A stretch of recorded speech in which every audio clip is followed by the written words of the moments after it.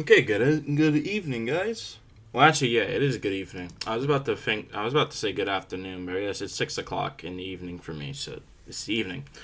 So we're resuming this series again. We're talking about COVID news in the United States. For Canada, I won't include it in this video because the person who makes the update for Canada is not going to be able to make it this week. So I'm going to look at the update for next week and then put that information in here. But for Canadian viewers, you just go over to Moriarty Labs. The link should be on screen, so it should be pasted up for you guys. I'll also make sure you guys have plenty of timestamps throughout the video, so you guys can look at what you want to know. So we're gonna be starting off first with Michael Hoger's COVID report for August 19th, 2024. This was released 2 days ago. This is his new model. He is a scientist from Tulane University and is a cancer researcher as well.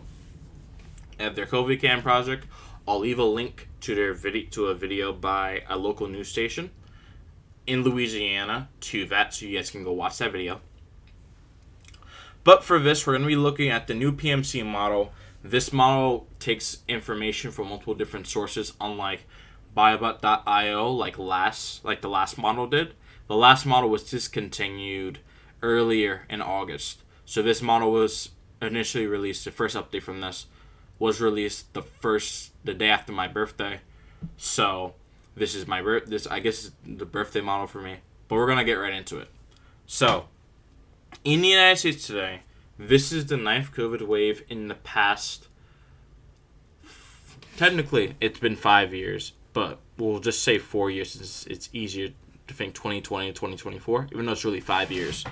This is the 9th COVID wave in the United States since the pandemic began officially in March of 2020, but you can make the argument of the virus was already spreading in 2019. It just didn't get up to the point where everything started really going down until around January to March 2020. So in the United States right now, about 2.6% of the population of the country is infectious. And that's across the entire United States nationally. In some places like the western United States, the numbers are much higher. In places like the northeast United States where I live, the numbers are lower than this. But in general, if we're looking at a national picture, 2.6% of the population is infected, or 1 in 38 people. So that would mean if you're going to school, for example, or working or traveling, there's pretty much a guarantee that you will come across someone who is actively infectious with COVID-19. And if we're looking at this from a weekly perspective, there's definitely been a point where you've been around multiple COVID-19 positive people, especially those who are asymptomatic and who don't stay home due to changes to CDC guidelines and stuff like that. Because the CDC only has a one-day isolation policy, and that's based entirely off of symptoms and not really anything else scientific regarding transmission. So case counts in the United States are above 1 million. They're at 1.3 million. I'll cite this in the official description so you guys can go check it out. So in the United States, if we scroll down here, we're around 1.3 million infections per day.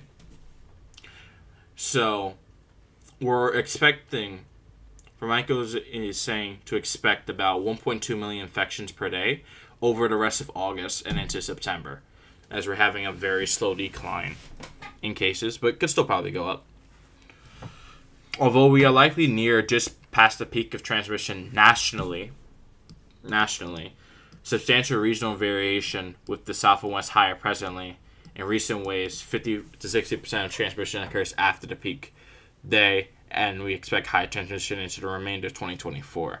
I believe there was an article where Mr. Michael Holger said that for the remainder of 2024, expect at least 1 million cases of COVID-19 a day. I'll try to find that article, and I'll leave a link to that in the description for you guys.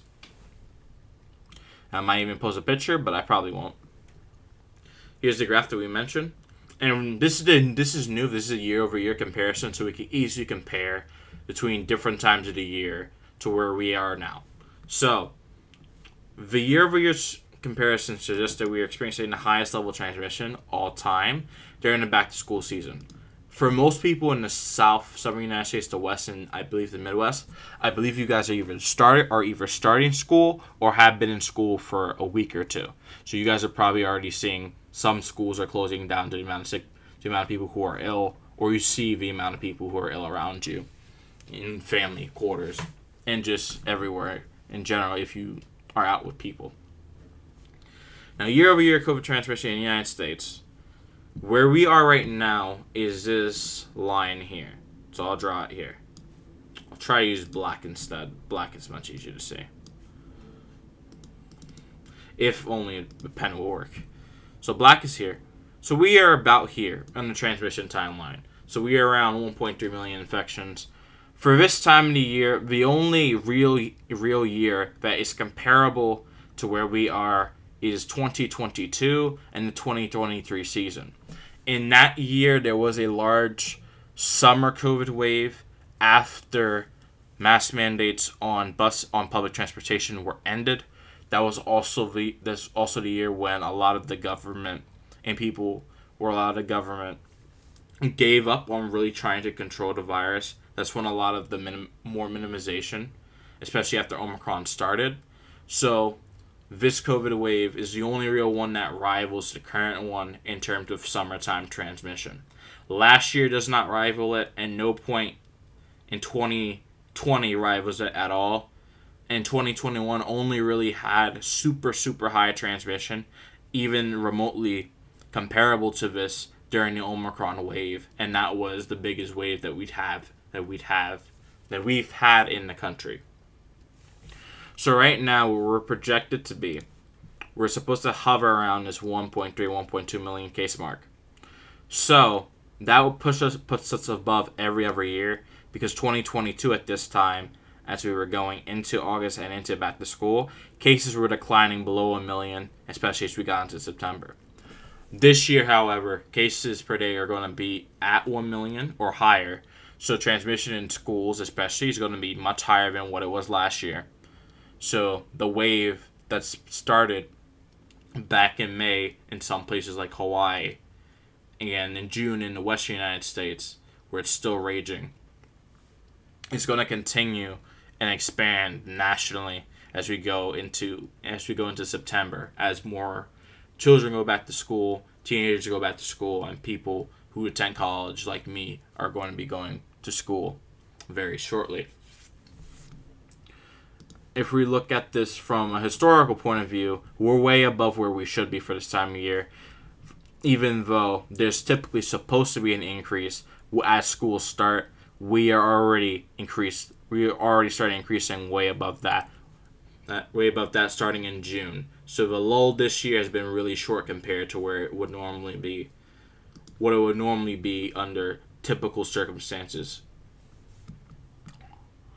So this is a close-up view on the current forecast. So this is where we've been for the past year.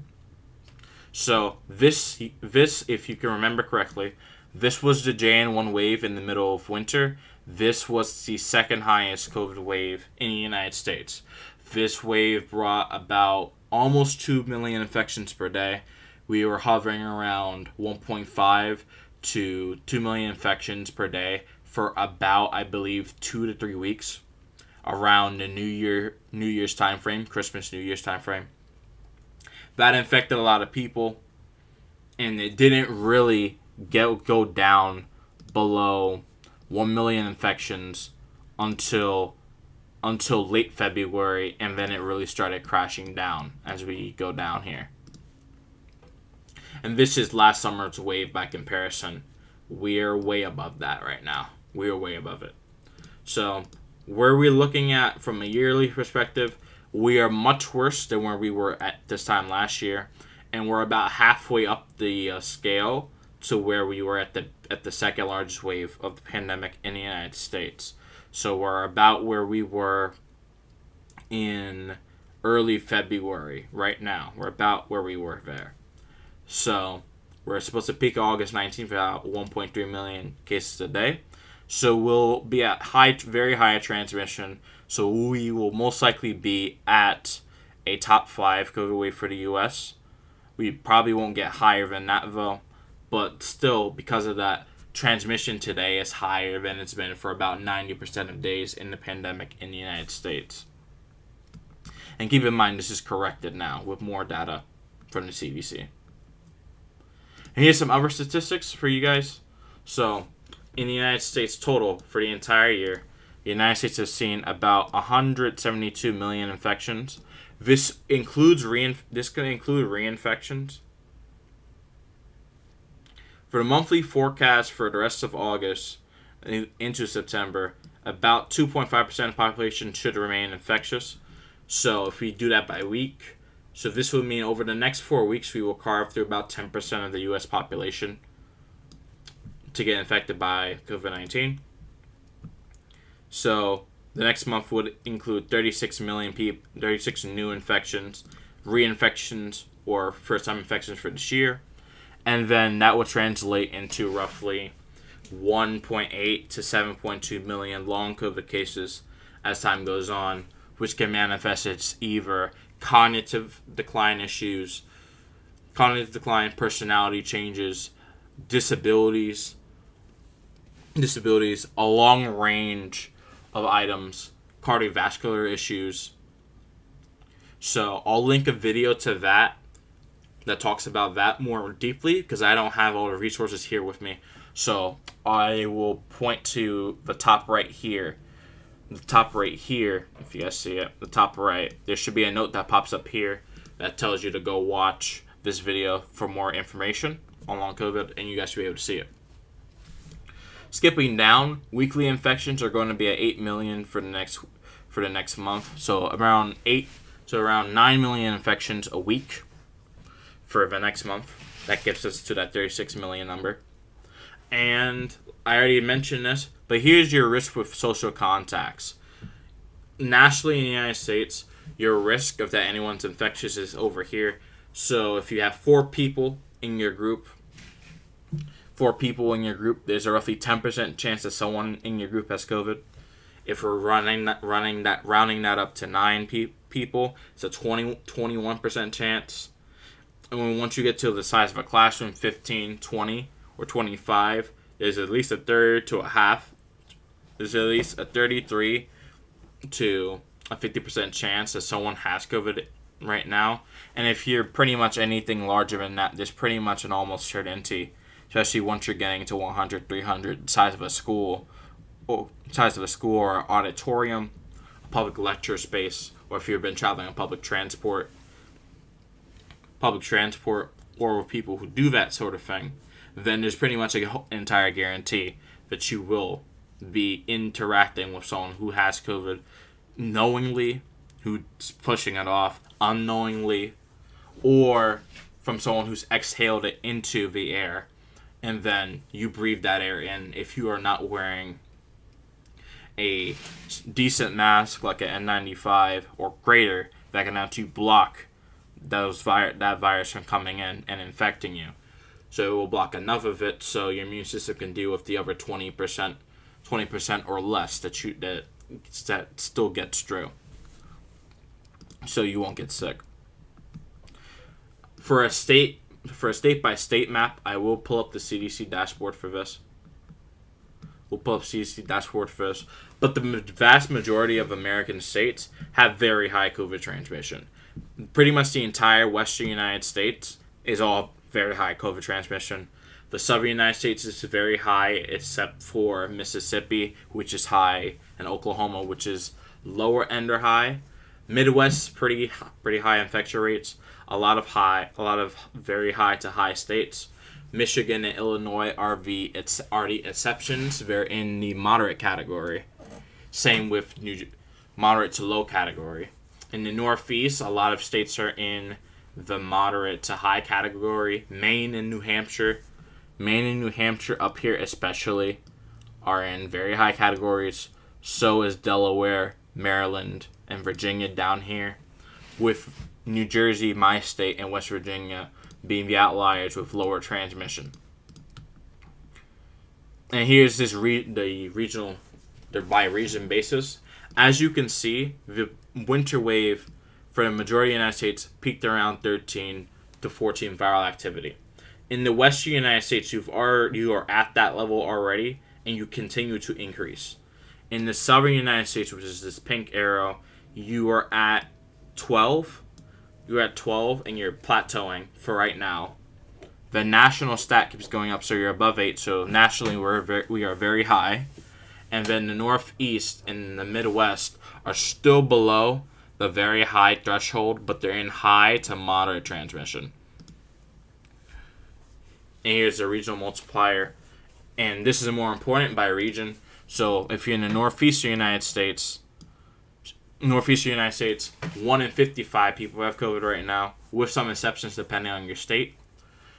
In the Midwest is 1 in 52 people, a little bit higher transmission. But if you're in the South or in the Western United States, transmission is much higher, where on average in the South, 1 in 29 people have COVID. If we're using raw CDC data, that's 1 in 26, so almost 4% of the population. And in the West, it's the worst right now there, where 4% of the population is actively infectious. And if you're just using raw CDC data, you're getting close to 5% of the population. So in the West, we're carving through about 4 to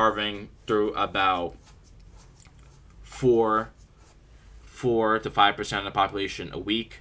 So in the West, over the next month, you'll probably carve through about 16 to 20% of the population will be infected within the next month. Barring that this doesn't change, whether it goes higher or goes slightly lower. But that should be the general takeaway. Then in the West, roughly 16 to 20% of people that you see right now, in addition to people who've already been infected during the wave over the summer, over the very high transmission throughout the summer, an additional 16 to 20% of people will be infected over the next month. Just so you guys can understand. And down here, this is just everything added together and the sources used. There's also a appendix so you guys can be able to read and figure out how Mr. Hoker comes up with all the numbers that are listed here.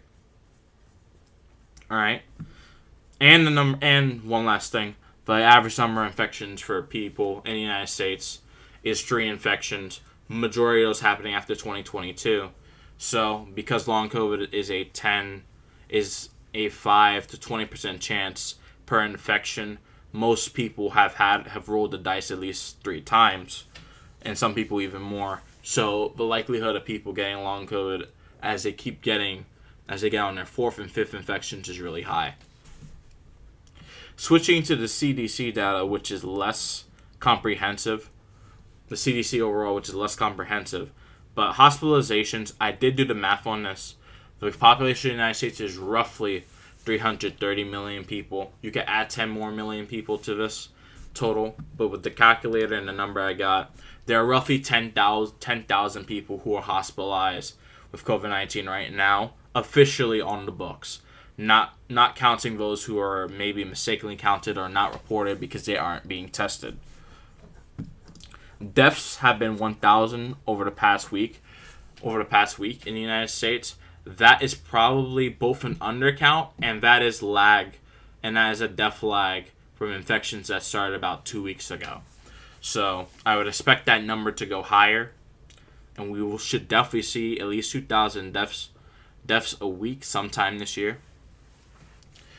Now, deaths from the acute phase of COVID are down due to numerous factors. You can look into some immunity from infections doing it, although that may change eventually.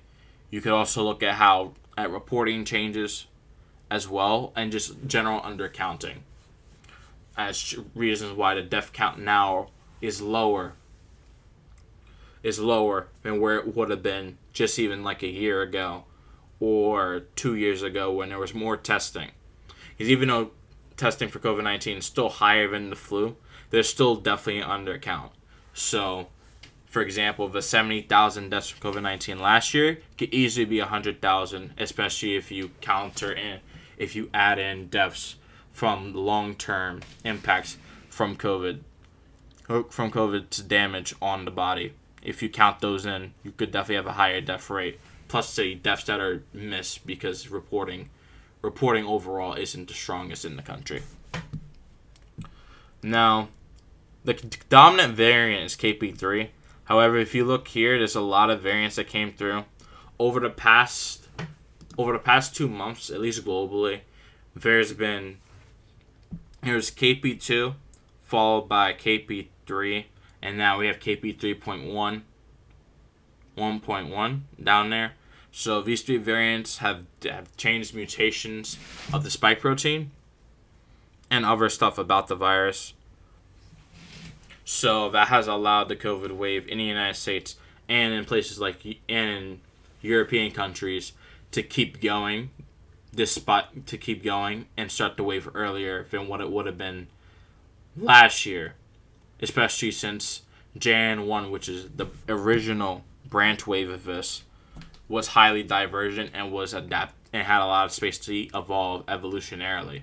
So we are once again in this sort of variant soup where there's a lot of variants connected to the main JN1 branch, similar to last year where there's a lot of variants that came off the XBB wave after the virus started testing out new things in the people with that infected.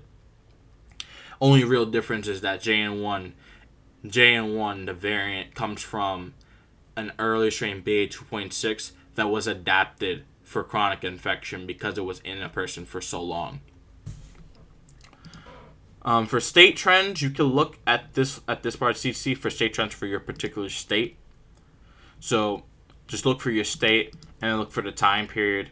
If you look for all results, it only takes you back to 2022 in most cases, but you can pretty much see that this is a pretty large wave for what we've had in Alabama, and then you could change this to whatever state you want.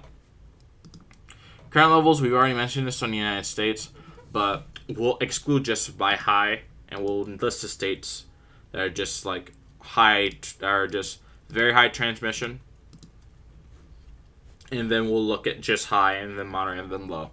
So, the states that have very high transmission currently are Florida, Alabama, Georgia, South Carolina, North Carolina, Virginia, Maryland, Delaware, Kentucky, Tennessee, Indiana, Missouri, Arkansas, Louisiana, Texas, Kansas, South Dakota, Minnesota,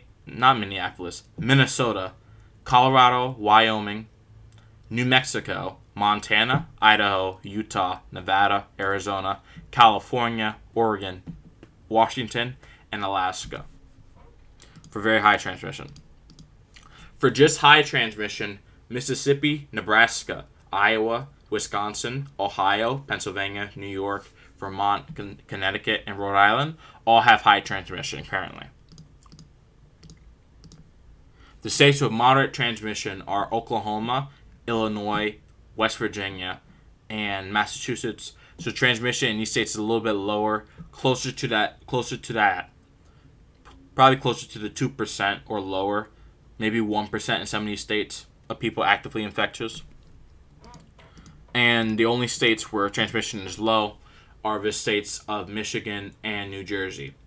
This should change over time, but right now, at least comparative to last year, where these states had very high COVID transmission, around right now, transmission in these states is low, at least according to the CDC. So these are only really 2 states where transmission is actively low. Everywhere else is at least moderate, and the vast majority of states have high to very high COVID transmission currently. And same thing here. You guys can check this out. We already went over this. For Iowa COVID-19 tracker, you can use this website to look more specific at your county if it's available. This information just got updated today, but the information might be a little bit lagging behind. But you can see the states where the COVID-19 epidemic is most likely growing and where it is declining. So like a place like my state in New Jersey is stable and uncertain, whereas in a place like Louisiana, it's likely growing. In some places, certainly growing, like Mississippi. Florida is not estimated, but Florida is most likely also probably growing because they have very high transmission. Which, if we go over here, current epidemic status. In Florida, it's likely declining right now, but in most states, the COVID-19 epidemic is likely growing. In some places, it's declining a little bit. It's likely declining, but that doesn't mean it is for sure. Whereas in states like California, where transmission is very high, and has been very high for at least a month, and has been high to moderate for the past 2 months, is still growing. So it's still very important to make sure you guys take precautions. Now, what are some things you could do? I would say these are respiratory protection. So like I said, you want to make sure that you have a decent mask and 95 or higher, just so you filter out the viruses that are in the air. It's also recommendable. I'd also recommend getting an aeronet, which I'll post a picture of that on the screen. The reason that you want an aeronet is so you can actually be able to tell the CO2 concentration within the air. So if the CO2 concentration is above 1,000 parts per million, then that means about 2% in the air in that space you're rebreathing in. And it's not just for viruses that are airborne. CO2 inside indoor spaces also reduces your cognitive abilities and makes you more tired. So it is something to keep an eye on. Other things you can do like up here, get vaccinated and boosted is one thing. However, I would say for vaccines should be a last thing that you should do. It's not the main factor of protection. The vaccines that are going to be coming out in September are meant, at least the Moderna and Pfizer vaccines, they are meant to target KP2, but a better vaccine, Novavax, is meant to target JN1, which targets all the current branches that are actively circulating in the United States. So if you're able to get that vaccine, get it. But vaccination should not be the biggest priority. Masking and making sure that you orientate your schedule to avoid high transmission is the best thing that you can do. And also try not to eat inside. Do not eat inside. Eat outdoors whenever possible, like when the weather outside is decent. Do not eat outside during storms, for example, or wildfire smoke. In that case, I would just wait until you eat at home. Other things you can do, just make sure that your mask does have its seal on it properly. And just in general, when I do say go early to places, if you're trying to go to a store, go very early when there's less people. Or when you need to take a medical appointment, go very early. Go very early in general, so there's not as many people there, for example. Transmission is pretty high right now, so if you do have any medical things to get done that are not important, you should make sure that you probably do them later when transmission is a little bit lower, and it's more likely that in the near future, especially as we're getting into fall and winter, that at least any medical facility that you go into will at least be trying to take precautions so it'll be safer than what it will be right now. Although you cannot always rely on that, as people who work in healthcare are also not too keen on masking and are not really too keen on protecting their patients. But anyway, this was my COVID update for the day of August 21st, 2024. I am resuming these videos, and I'm going to try and make more videos about other topics, just to get things out, because I feel like, at least for my channel, I've been kind of doing nothing. So, need to get some videos out. I'll make sure that all the links that I have here are in the description. Not necessarily every single CDC link. You don't need every single one. You guys can see them at the top. But I'll cite the report paper. I'll cite this website. So you guys can use it. And I'll make sure to put in the video and the article referencing... put in the video and the article referencing long COVID. So I'll put a YouTube video in the description. and I'll make sure to find an article. Make sure to find an article about the million cases per day, and I'll find the COVIDcan video, as well as putting a place to buy internet at the top right of your screen. So I'll get all that done before when this video gets uploaded. This video will not be uploaded on the day of August 21st. This will probably be uploaded on August 22nd, but the information should still be relevant to you. I hope you guys enjoyed the video, and I hope you guys learned something from it. I might be a little bit monotonous when I'm speaking, but all this information is very important to you because, I want people to stay alive and not be sick. And not only not be sick, because being sick reduces how long you can live. It reduces the amount of money that you make and how much others make. Makes people makes you not that reliable. And just in general, not being sick is just great, man. Just think about it. It's just great. You get to enjoy stuff. But yeah, talk to you guys later. I'll try to make more videos in the future about this. I'll keep you guys updated with at least a weekly update.